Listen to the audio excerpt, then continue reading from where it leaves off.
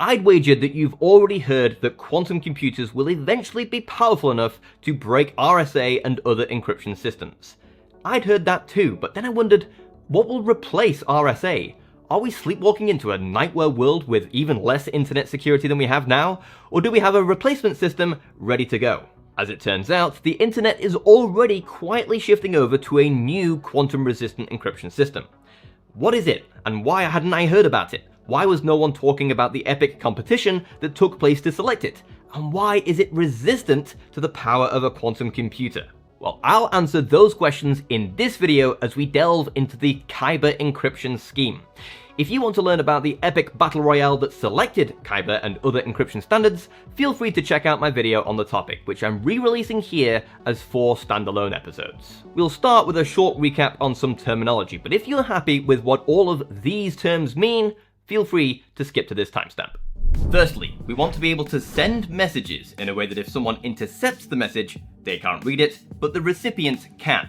This is encryption of my message into garbled ciphertext that's nonsense to me, but that I can decrypt back into the message. One option is called asymmetric key encryption. All parties have their own lock and their own key. Now your lock is common knowledge. Anyone can take a copy of it and use it to secure a message. But once it's snapped closed, it is extraordinarily difficult to pick or unlock. Only its paired key can unlock it, and this is kept secret. Now, in practice, your lock is called your public key because it's accessible to everyone. The key is called your private key. Now, in reality, we aren't talking about physical locks and keys, but some mathematical principles where the public key scrambles a message and its paired private key unscrambles. As a very simple scrambling example, say Yellow Alex has public key 9, and to encrypt, I nudge the letters of my message 9 places forward in the alphabet. For demonstrative purposes, let's say this is total nonsense to me and I'm unable to even guess the private key, which is actually 17. I clock the letters forward 17 spaces and recover the message. Notice that only 17 recovers the original message, so without that, you can't unscramble. Now in reality, this scheme is far too simple, but hopefully you get the idea. It's called asymmetric encryption because we all have different private and public keys. A cleaner alternative is symmetric encryption, where the recipient and I both have just one shared private key, which is used to lock and unlock the message. Continuing our example, let's have a shared secret key of 9.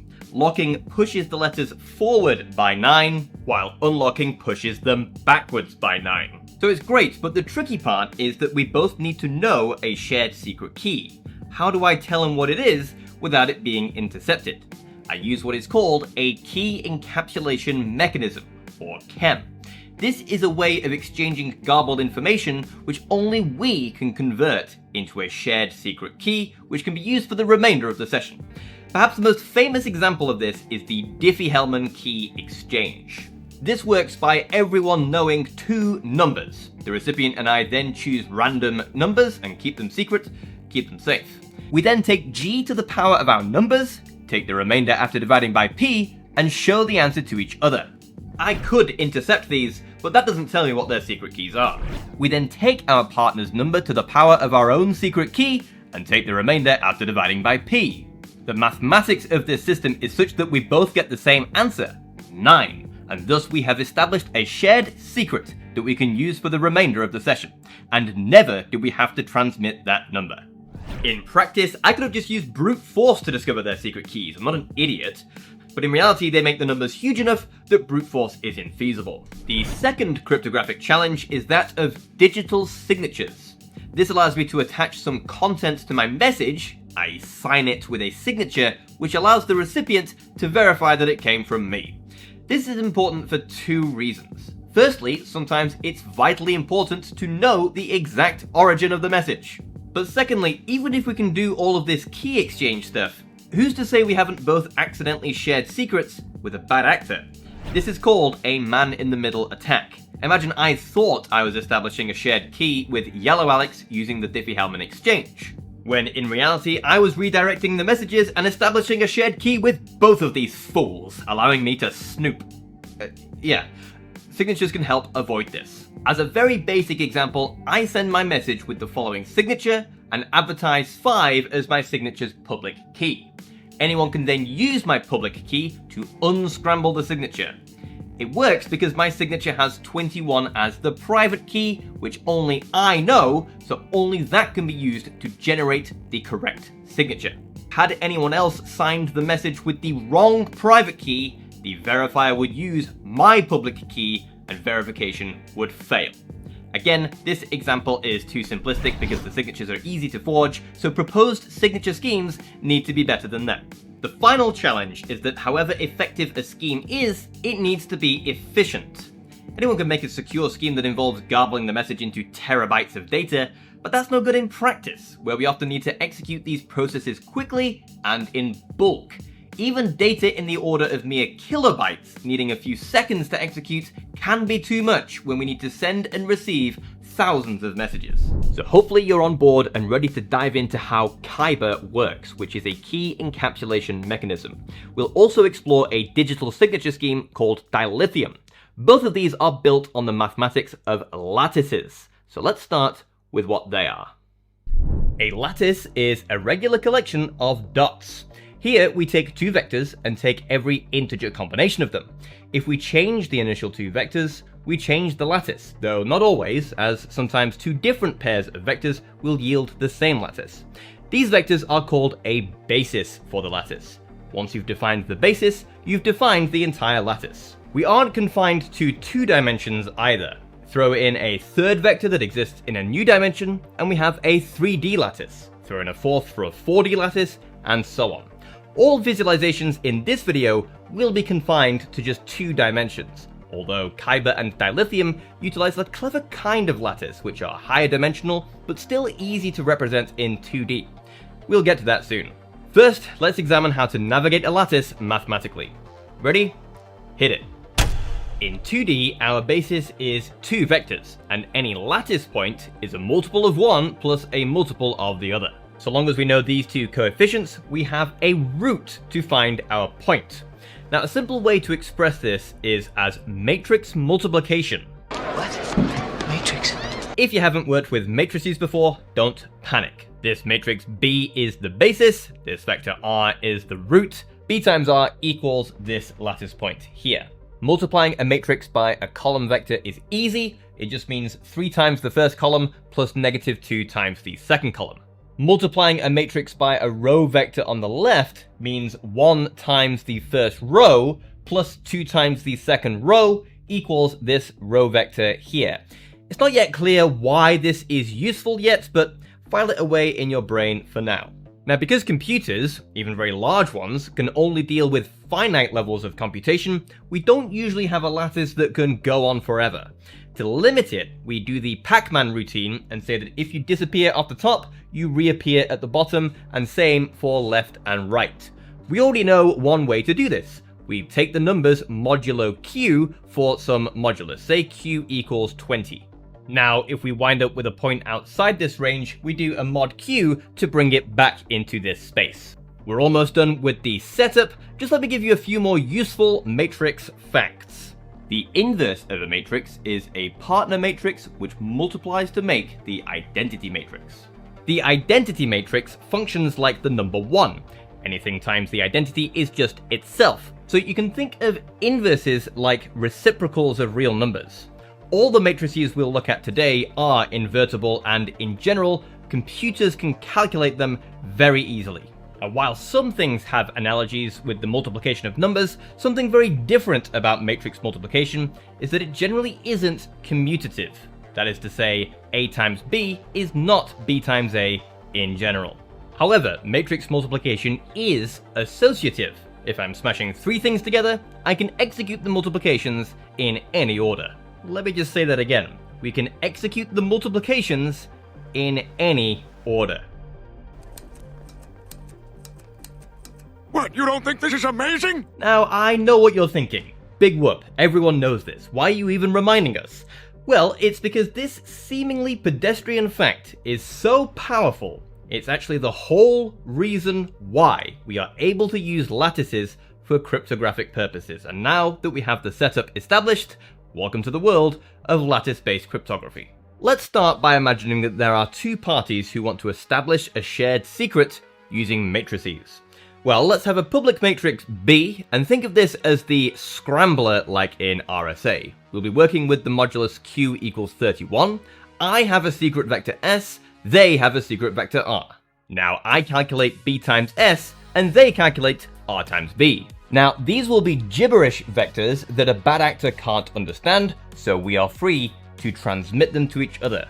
I receive RB and multiply it by S on the right, they receive BS and multiply it by R on the left. By associativity, RBS is the same on both sides, so we both establish a shared number, 7, which never had to pass through the channel. With just a little more work, we can sculpt this into a public key encryption scheme. So now say that this is my public key, and also BS is part of my public key. They calculate RBS as normal, but then they also calculate RBS plus M, where M is some message number.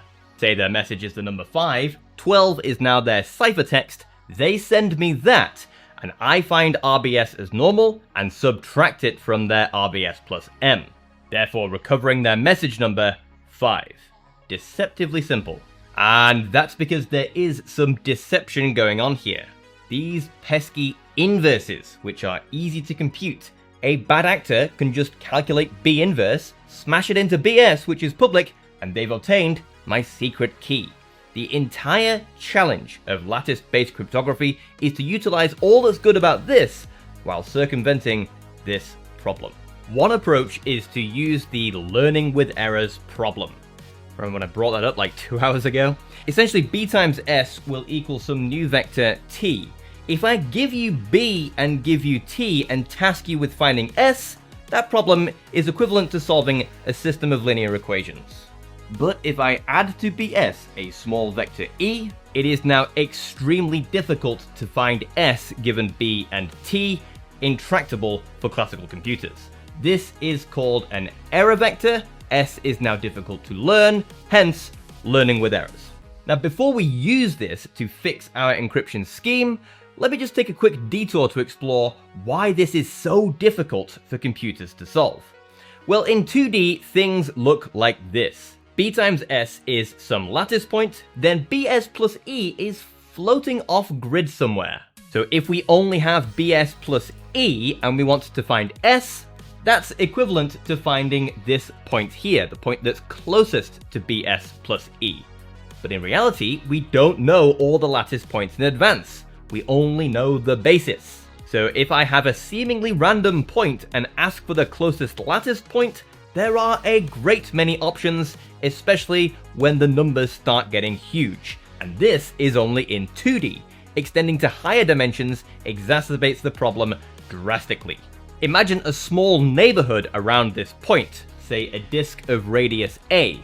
Then the region where we might want to hunt for lattice points is on the order of A squared. But in 3D, it's now A cubed because it's now a ball. In n dimensions, it's on the order of a to the power of n, and whenever the exponent of a space is increasing, the numbers will get to crazy sizes. Hopefully this gives you some intuition for why the LWE problem is hard. For now, let's use it to modify our scheme. So all parties now agreed to add an error term to disguise their transmissions. And here are all the error terms that we need. So I actually send BS plus E so that a bad actor can't infer S, even if they had B inverse. The sender adds an error term to RB so that a bad actor can't infer R. Now instead of doing R times BS, they can only do R times BS plus E, and that will change their ciphertext, because instead of RBS plus M, they'll have this plus M. But we also mask that with our final error term. I now do the decryption dance, multiplying their disguised RB on the right by S, and then I subtract that from their ciphertext, which should give me M. And in a shocking twist, by adding all of these random terms everywhere, I've ended up with the wrong message. Who would have thought? This happens because in the original case, the RBS terms cancel out, leaving M. But in this new case, the RBS terms do cancel out, which does leave M plus a bunch of crap. Now there's an elegant way to solve this problem, so pause now if you want to think about it, but this is how Kyber works. It's this entire process plus a mechanism for making this crap negligible and thus allowing me to infer M.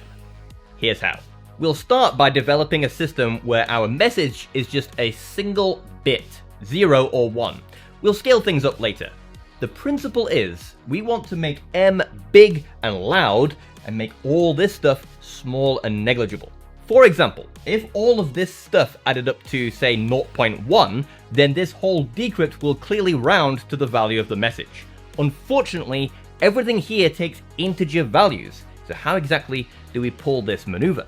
So the first step is to spread out the possible values of M as far apart as possible. So in the universe of numbers modulo 31, the numbers run from 0 to 30, but instead of naming them like this, we're actually going to number them using negatives. This helps us to see which numbers have a high magnitude and which numbers are small. We can see here, for example, that 0 and 15 are as far apart as possible. So what we'll do with our message is multiply it by 15 before transmission.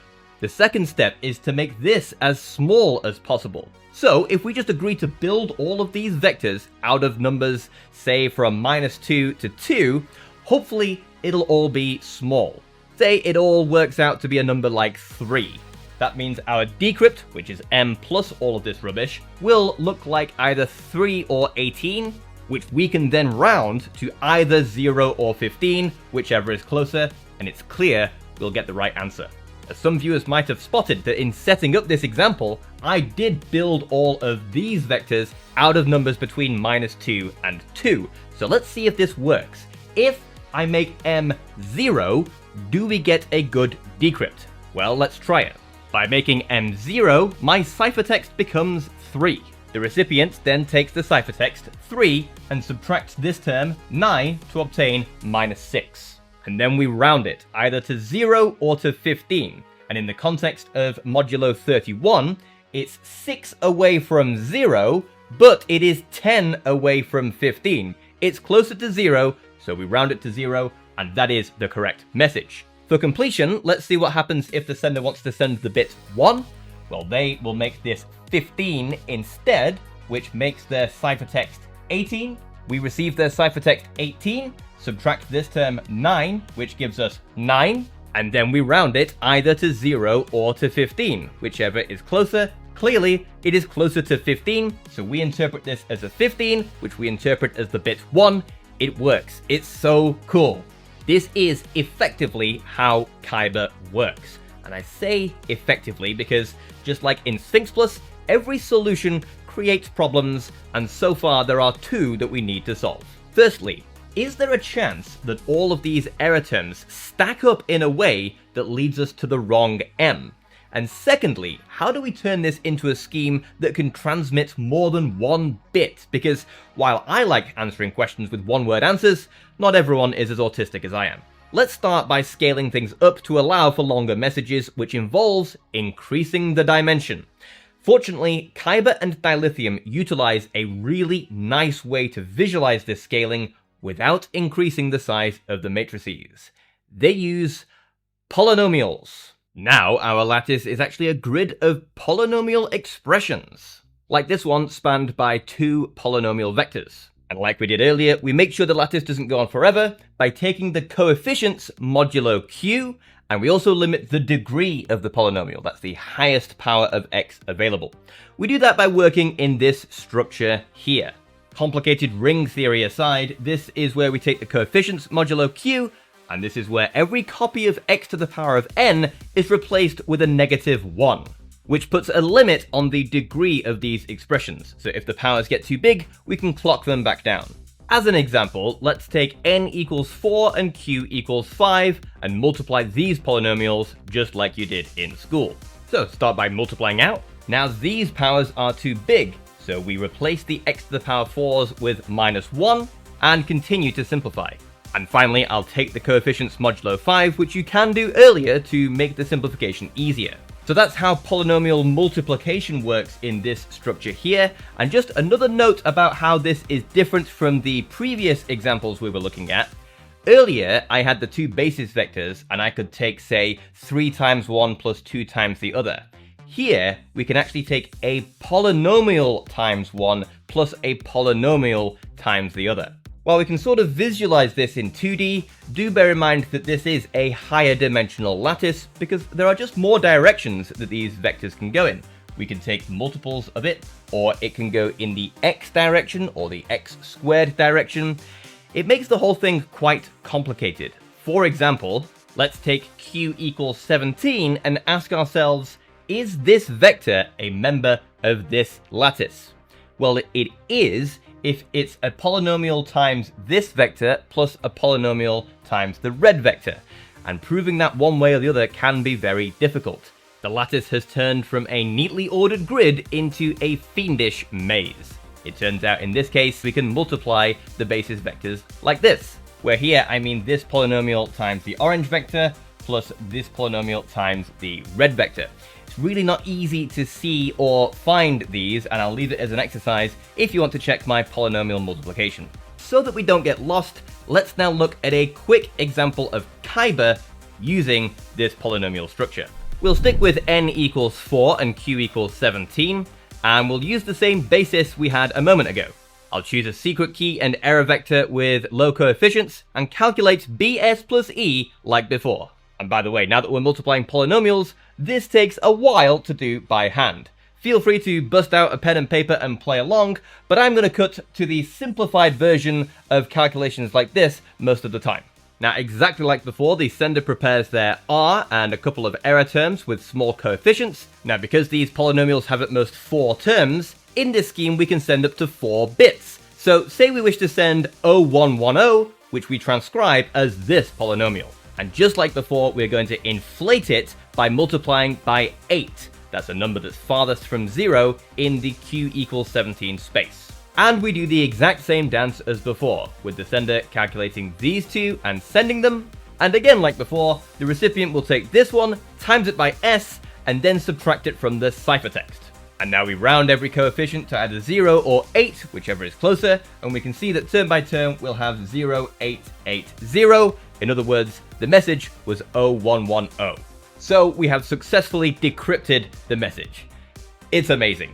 Now, what about that other problem? Is there a chance that this rounding fails?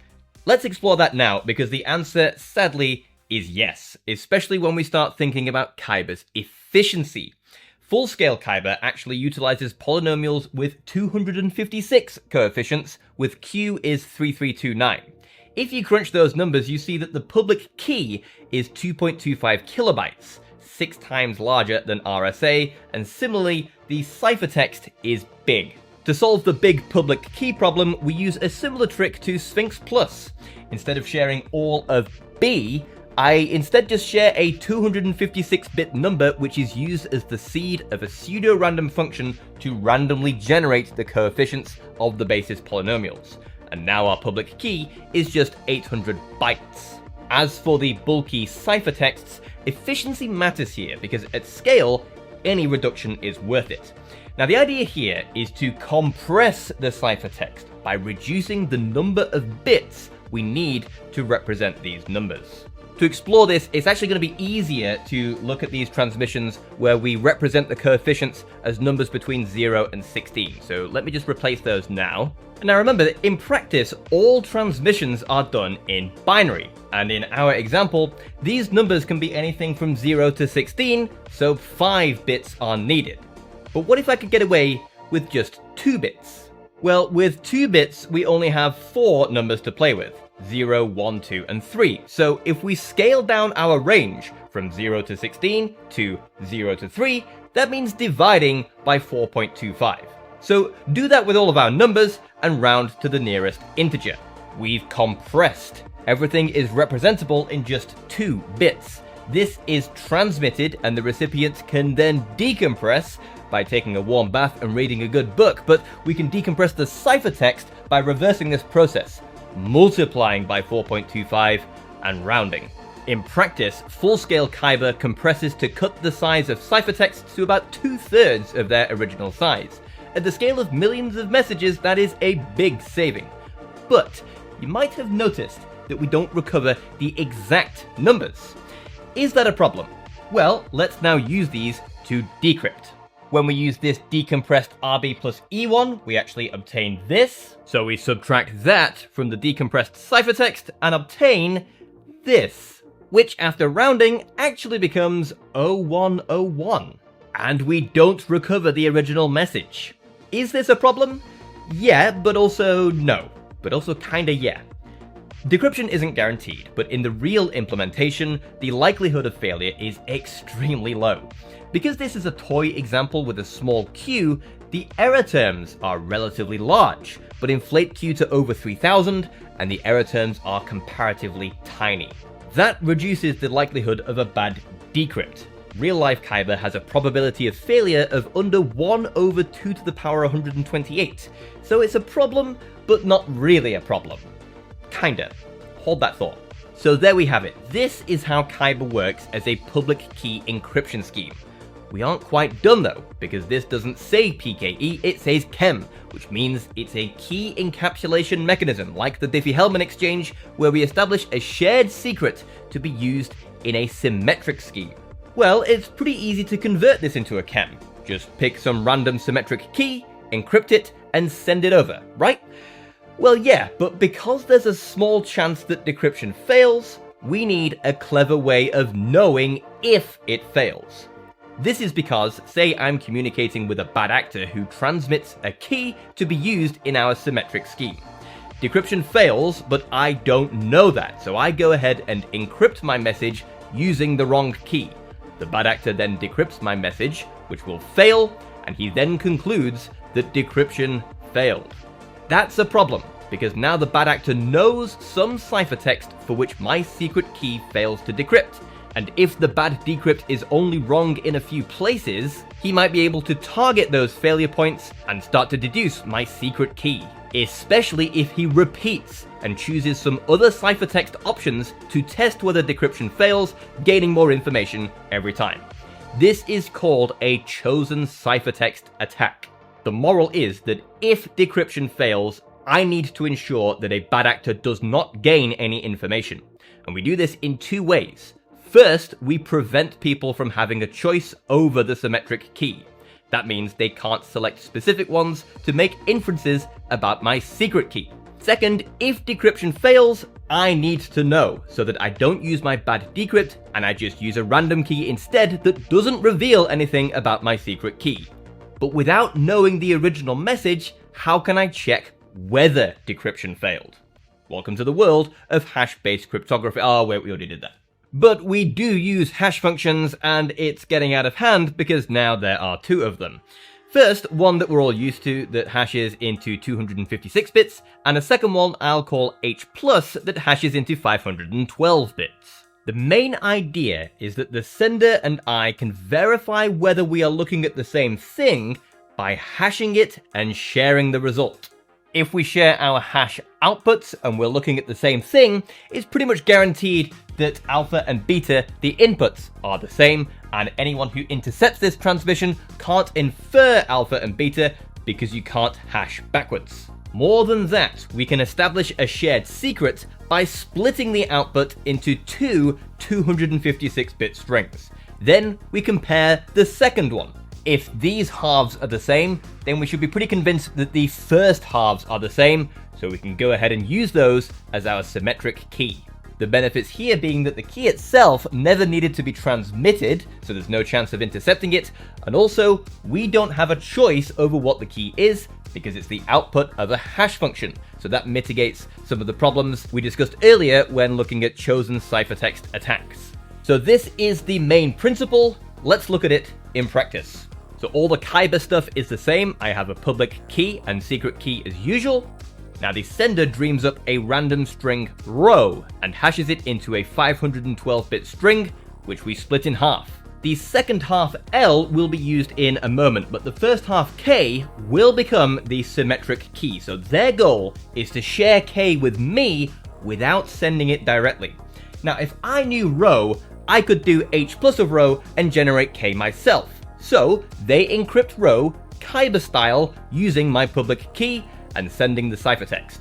And crucially, all of these random elements like R and the error terms are generated using L as a seed for a pseudo-random function. So just make a mental note, these are dependent on L. That's going to be vital in just a few moments. I then receive the ciphertext and decrypt it, Kyber style. Now this should be row, but for all I know, decryption has failed. So I'll just call it row prime for now.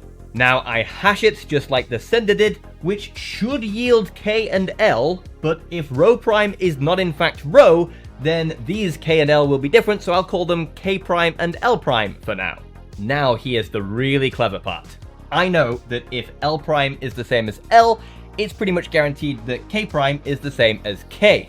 But I can check that L prime is the same as L by re-encrypting row using my own public key, using L prime as a seed to generate all of the random elements. I then compare my ciphertext to the ciphertext that I received, because the only way that they would be the same is if all of these random terms are the same. In other words, they were generated from the same seed. That means L prime is L, and therefore K prime is K, and we can go ahead and use that as our symmetric key. If, when I compare, I get a different ciphertext, well, that means that we generated that ciphertext from different random terms, i.e. L prime is not L, and therefore there's no way that K prime is going to be the same as K. This meant that decryption failed, and I basically just roll a new random K, call it K bar, the hash of my bad ciphertext, which effectively randomizes it, and proceed to use that as my symmetric key. In this case, the sender and I will have different keys, so our symmetric encryption will fail. But because the sender had no choice over their symmetric key, and I responded with a random wrong symmetric key, they can't gain any information to infer my secret key. This whole process of converting a PKE into a KEM with a built-in failsafe is called a Fujisaki-Okamoto transform, and it's used in other schemes as well. And that's basically it for Kyber, other than to stress that the real implementations utilize much larger numbers, with different parameters being available for different security strengths at the cost of speed. As NIST stated, they advocate that Kyber be the go-to KEM scheme moving forward, as it is resistant to quantum attacks due to the nature of the learning with errors problem. It's like I said earlier, the introduction of randomness, rather than exploiting hidden mathematical patterns, thwarts quantum attacks. Because these lattices are so big and the search space so chaotic, a quantum computer pretty much resorts to brute force, and so doesn't gain a practical advantage over a classical computer. I love this scheme. It's actually fairly straightforward, but with lots of clever little bits and pieces to combat the issues raised by the introduction of that randomness in the first place. Very similar is dilithium, which we'll get into now. Dilithium won't take long to understand, as it's just a different application of the same structure as Kyber. The main difference is that dilithium is a signature scheme. So remember, the goal here isn't to scramble a message, but where I display a public key and attach a signature to my message. The recipient can then use my public key to verify that I sent the message. And also, it should be that verification fails if I didn't generate the signature, i.e. someone else was posing as me. So I need to use my secrets to make something, and then convince the recipient that only I could have made it. And that all needs to happen in a way that doesn't reveal my secret. It also needs to be dependent on the message, otherwise a bad actor could intercept my message and my legitimate signature and swap out the message content. First, let's deal with that message dependence problem. Much like we did in Sphinx Plus, I can hash my message and share the hash value. The recipient can then hash my message to check if they get the same thing. But nothing about this is unique to me, so prior to hashing, I make some value z that only I could have made and hash that together with the message. That is now my signature. I now send the message, the signature, and a way for the recipient to construct z so that they can do the same hash and check to see they get the same signature. I need something that only I can make, so I need to make it with my secret in a way that someone can check that it came from me by using my public information, and in a way that doesn't reveal my secret. And here, the simplest answer is the best one. I simply choose a lattice point, z, and as a lattice point, it is br for some vector r. And then I send r, but to make it personal to me, I just add my secret key s. The recipient can then multiply this by B and subtract BS plus E, both of which are in my public key. They will then be left with Z minus E. Now remember, E is a small error vector, so by making it negligible, they can do a similar rounding routine like we did in Kyber, allowing the recipient to infer Z. If a bad actor tried to pose as me, they don't know my secret key, so their version of R plus S would be some faulty vector V. Then when the recipient attempts to verify this, they would times it by B, subtract BS plus E, and they would just obtain some new lattice point, which would in all likelihood not round to Z. And that's a problem for the bad actor, because then when this is used in here and then hashed, it will produce a completely different signature and verification would fail. But there's a big problem with this. Can you spot it? It's subtle, but we've introduced a catastrophic fault in here. If the recipient gets Z, that means they can subtract Z minus E, which will tell them what my error vector was. And that means they can subtract that from my public information, find B inverse, and thus obtain my secret key. Really, really bad. So how do we fix this? Well, the answer is in this rounding process.